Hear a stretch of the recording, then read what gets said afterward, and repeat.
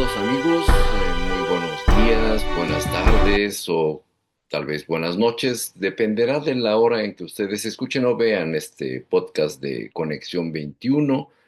Yo soy Samael Hernández y pues el tema de reflexión que les propongo ahora es el de la agenda educativa.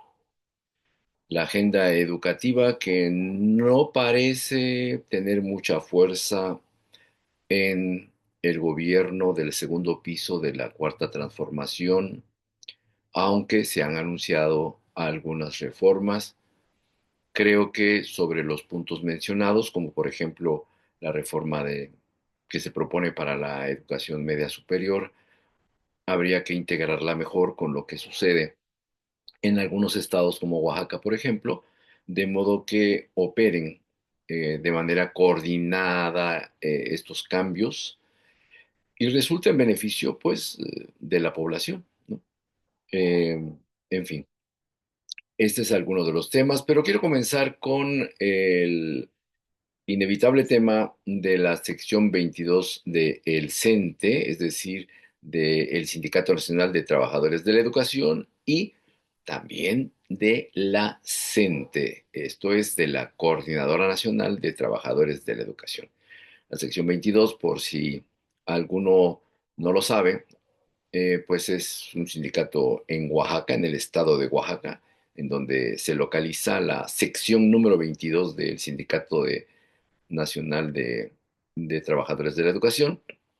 Es muy fuerte, un poco más de 70,000 afiliados, ¿no? De docentes, trabajadores de apoyo a la educación. Entonces se movilizan y se han movilizado desde hace mucho tiempo, desde 1980, eh, ya hace un buen rato. Y bueno, pues juegan un papel importante, determinante en el funcionamiento del sistema de educación pública en Oaxaca. Pues bueno, los profesores de la sección 22 volvieron a hacer acto de presencia hace unos días, el 27 y 28 de enero de 2025 de este año, para ser más preciso, con una actividad que es un paro de labores, paro de 48 horas, que combinaron con un plantón y bloqueos en diferentes zonas del estado, pero principalmente de los valles centrales, ¿no? De la región de los valles centrales, donde está la capital del estado de Oaxaca.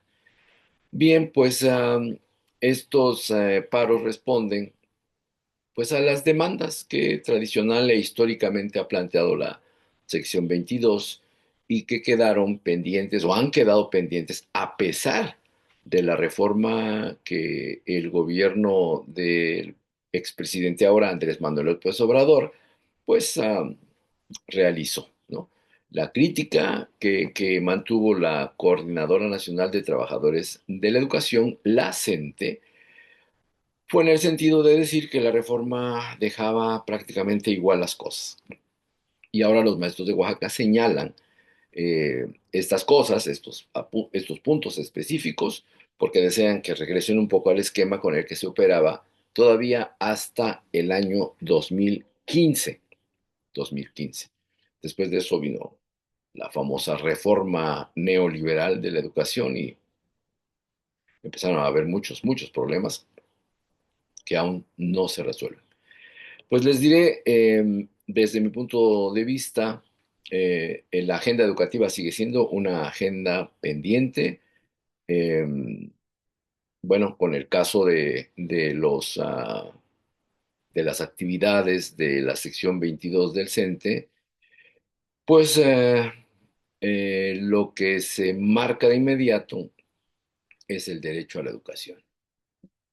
¿Qué pasa con este derecho a la educación? Es decir, en teoría, toda la población en edad de ser escolarizada debe recibir al menos la educación obligatoria que va del preescolar, no hablo del maternal, del preescolar hasta el nivel de bachillerato o preparatoria, como les guste. Esto significa que todos los mexicanos eh, mayores de 15 o 18 años eh, deberían tener o la educación básica completa o, mejor aún, el bachillerato completo. Es obvio que esto no sucede. También es bastante evidente que en el caso del estado de Oaxaca, esto es aún eh, pues más complicado de cumplirse. Son en realidad, en términos relativos, bastante pocos los que teniendo la edad de haber terminado el bachillerato, resulta que no lo tienen completo o no lo tienen simplemente en ningún grado de bachillerato. Pero también habría que señalar que en el caso de los niveles de primaria, bueno, preescolar, primaria y secundaria, el fenómeno que observamos, que ya tiene algunos años en Oaxaca, es que la matrícula escolar, al menos en primaria y ahora en secundaria, después de haber tenido un crecimiento extraordinario, esa matrícula empieza a disminuir. Esto se atribuye a la disminución de pues, la fertilidad de las mujeres, es decir, tienen menos hijos o no tienen hijos, ¿no? Y esto pues reduce el tamaño de la población que está en edad de cursar la primaria o la secundaria. Entonces esto se refleja en la matrícula que va disminuyendo y el efecto de esta disminución eh, pues es que la infraestructura instalada, los profesores que están ahí, es decir, los recursos humanos pedagógicos, pues están siendo, pongámoslo entre comillas, subutilizados. ¿Por qué? Porque cada vez atienden a menos niños, a menos niños. Puede haber, dependiendo de esta tasa de fertilidad, en algunas regiones de México o particularmente de Oaxaca, donde empieza a haber muchos niños en preescolar, porque todavía nacen bastantes niños, y esto repercuta posteriormente en un repunte leve en educación primaria, pero es muy difícil, dadas las condiciones en las que nos movemos actualmente en el mundo, es muy difícil que regresemos a esta etapa, en México al menos, en esta época del boom, ¿no? El nacimiento explosivo de niños, ¿no? Al parecer, nuestra población va a tender a envejecer, eh, va a haber cada vez menos población joven, más población vieja. Cuando digo vieja, me refiero a la gente de 60 años y más, ¿no? Los adultos estarían por debajo de esto hasta, digamos, los veintitantos años, ¿no? Hasta los 25 años, 24, 25 años, y los muy jóvenes menores a esa edad. Bueno, pues, y esto nos agarra en medio de una situación internacional muy complicada, ustedes lo saben, guerras aquí, guerras allá, una política muy agresiva por parte del gobierno de los Estados Unidos, presidido hoy por el señor Donald Trump, y esto complica mucho la situación que se veía favorable para México en el sentido de que tenía la posibilidad de una ventana que permitiera el despegue de un México desarrollado, soberano, independiente, industrializado, en fin, todas estas características que no tenemos hasta ahora, ¿no? Esa ventana parece estrecharse un poco, pero el gobierno de la doctora Claudia Sheinbaum, pues está navegando en aguas turbulentas. Los críticos dicen que lo ha hecho bien, otros de plano no están de acuerdo, ¿no? Tanto de la derecha como de la izquierda, si es que caben todavía estos conceptos para ilustrar lo dicho. En fin, pero en medio de esto, la educación juega un papel fundamental. Es decir, la ventana no se ha cerrado, ¿no?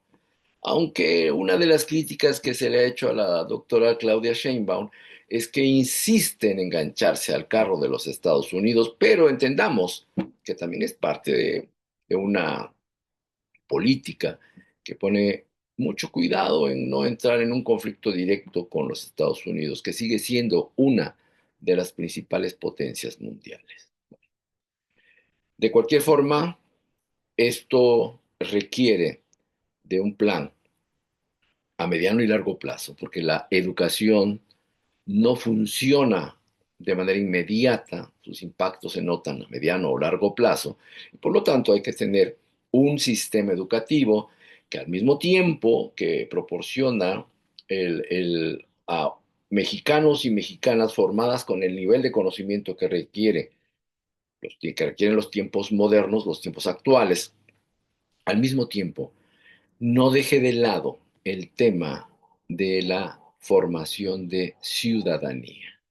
Nos guste o no, esta ciudadanía que hoy tenemos no es operativa, no incide en las decisiones de gobierno con la fuerza en la que debería incidir, se limita solo al periodo de las elecciones. La ciudadanía debería ser operativa en diferentes ámbitos y tener efectos casi inmediatos en la forma en cómo trabaja el gobierno, su gobierno. Bueno, pues esta ciudadanía todavía no existe y resulta que cuando se hace obligatoria la educación hasta el nivel de bachillerato, se vuelve a plantear el problema de si el bachillerato es un nivel de formación educativa o un nivel educativo de formación que es propedéutico, es decir, solo prepara para ingresar a una carrera profesional o una carrera técnica, o bien tiene que ser redondeado como el periodo final de la formación como ser humano de la persona, ¿no? Es una dualidad que desde mi punto de vista tiene, como la tuvo la secundaria, la tiene ahora es el bachillerato, esta dualidad de, bueno, tiene que ser más propedéutico, llamémoslo así, que formativo, o más formativo que propedéutico.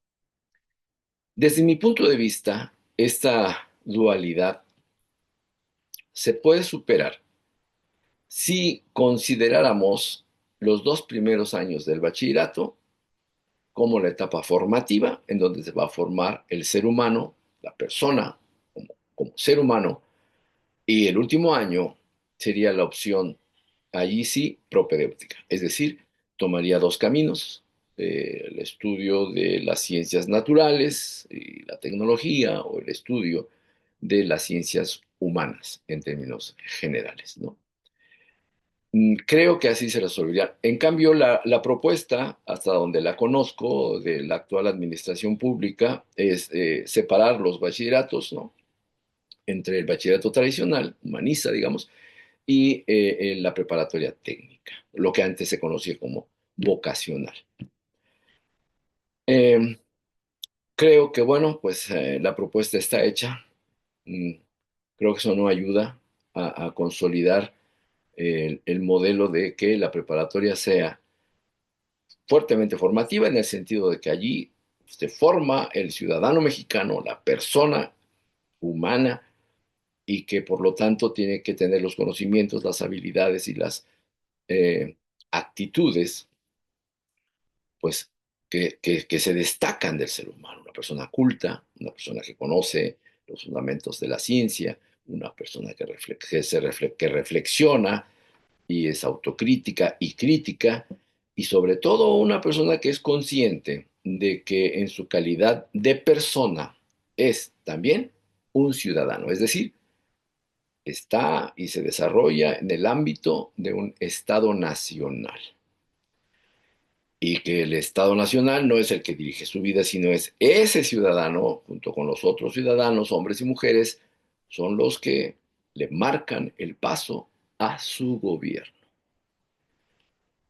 Bueno, pues yo creo que debería repensarse, pero eh, repensarse no solo en el terreno de los especialistas, que debe seguir operándose allí, sino escuchar. escuchar la voz de los trabajadores de la educación, porque es una voz con experiencia práctica.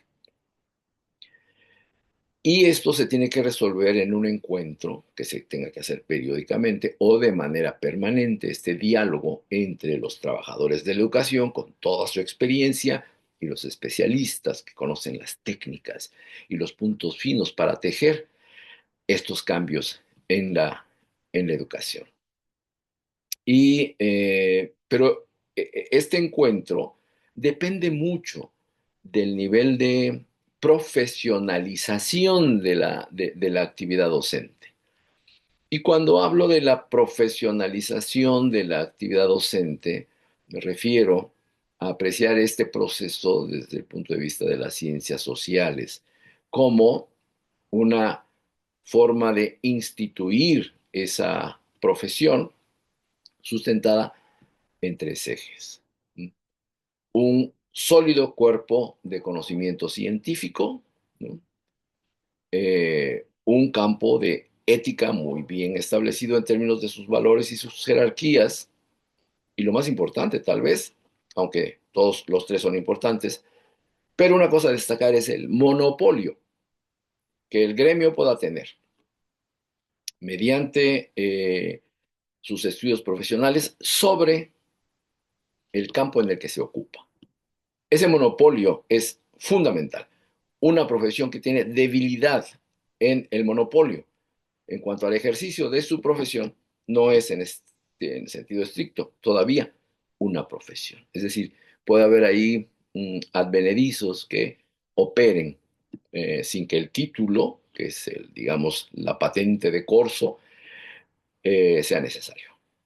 Y eso ocurre con mucha frecuencia en el campo de la educación. Bueno, esos tres elementos conjugados es lo que llamo yo fortalecer el proceso de institucionalización de la profesión docente. Eso es importante para que ese diálogo no solo sea posible, sino de resultados, los resultados que queremos, que es ir consolidando la orientación de los cambios en la educación, en otras palabras, de las políticas educativas.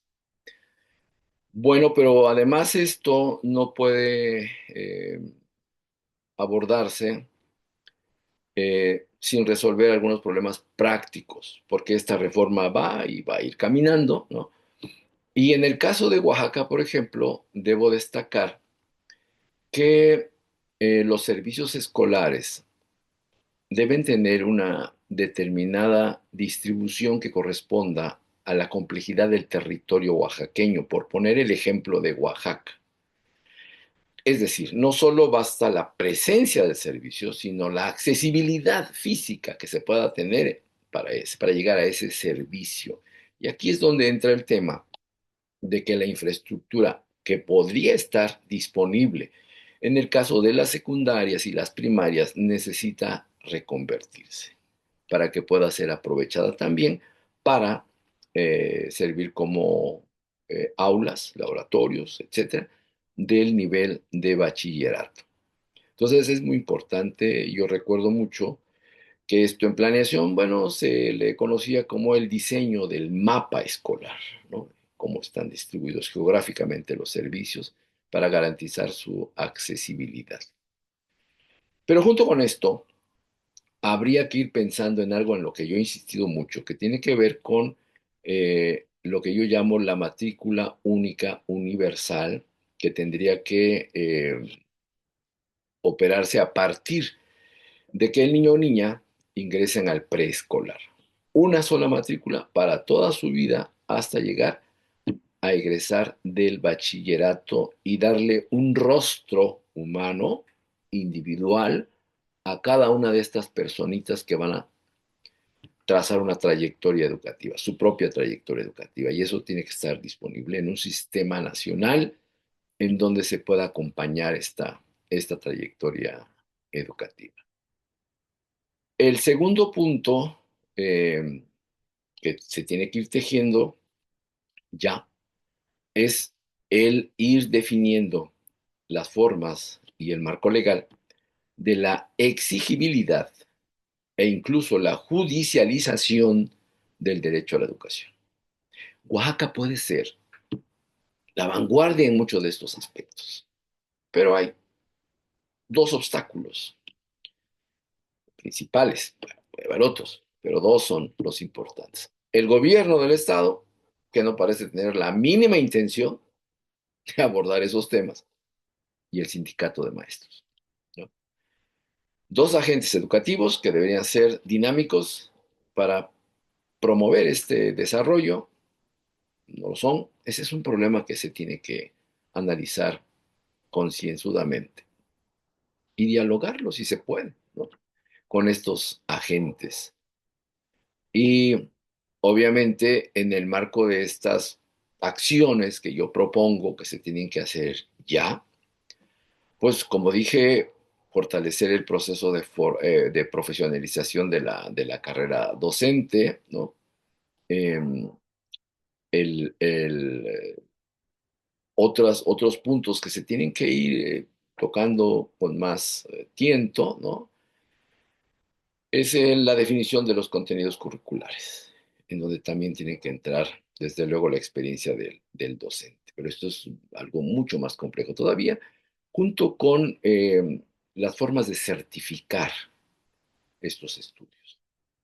Tenemos que buscar diseñar para las dos cosas modelos muy cuidadosos, muy responsables, pero al mismo tiempo muy eficaces y eficientes.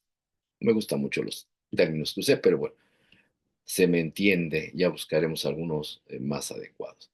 Bueno, estos son los temas que me parece que se tienen que poner en la mesa, junto con otros, estos son los que yo propongo desde este foro que es Conexión 21 y desde el que les agradezco mucho que me hayan acompañado en este podcast que podrán ustedes ver en YouTube o escucharlo en Spotify. Por lo pronto quiero agradecerles otra vez el que me hayan acompañado. Recuerden que yo soy Samael Hernández y esto es Conexión 21 y los espero en mi próxima emisión. Muchas gracias.